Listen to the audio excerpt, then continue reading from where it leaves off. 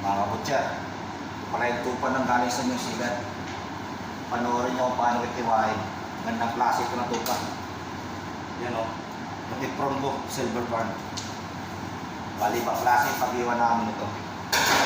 Kaya yung mga gustong matuto mag-cutting ng tupa, ito na yung basic namin sa pagka-cutting. Yan. Laging inuuna yung shoulder mga kabutya.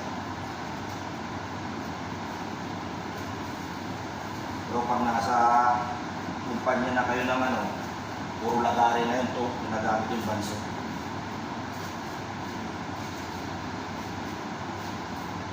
Mamaya, pakita ko sa inyo paano lagariin. Ito yung shoulder. Tama ng karne ng tupa ng New Zealand. Napakalambot.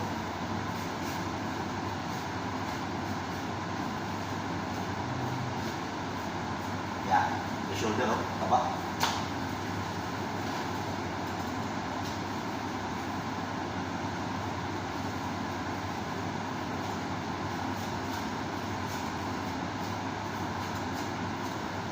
Yan. Ganyan. Ganda.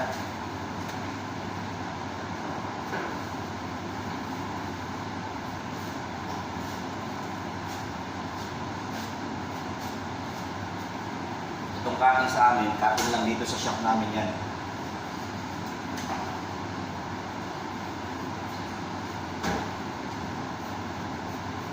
Pero sa mga ibang shop, iba-iba rin yung style ng cutting nila.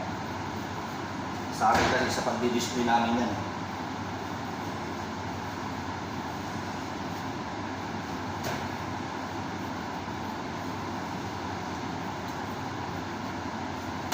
Yan. Bibiyakin na ito dito.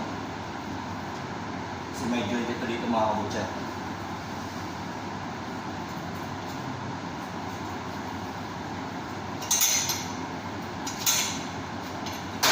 Bali ito yung ano, magiging ribs tsaka chops.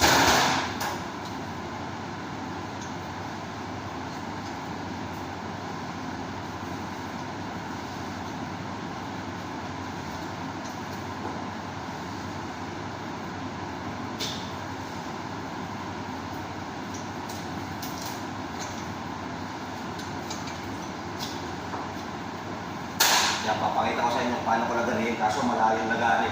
Wala ko dito. Nakikita yung rib chops.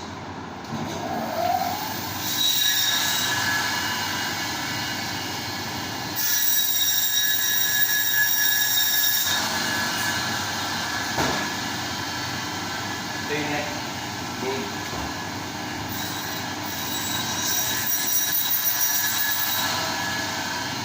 Ito yung rib chops. Ito naman yung long ribs mga kabutya.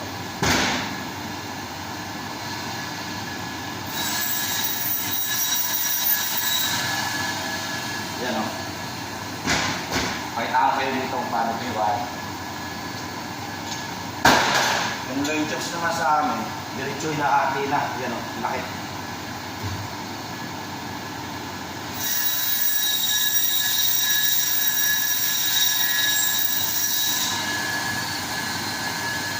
Yan, ganyan. Loin chops sa kalig.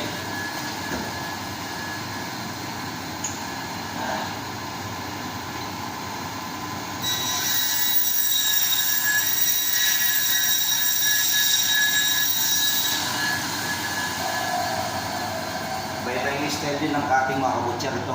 I-style lang sa amin dito. Kaya hanggang dito na mga kabutya. Sana may matutunan kayo. Itong rib chops tinatawag sa amin. Ito naman yung lamb ribs. Ito, hatiin din ito yung leg tsaka loin. Yan, ito yung loin chops niya dito. Okay? God bless sa atin lahat.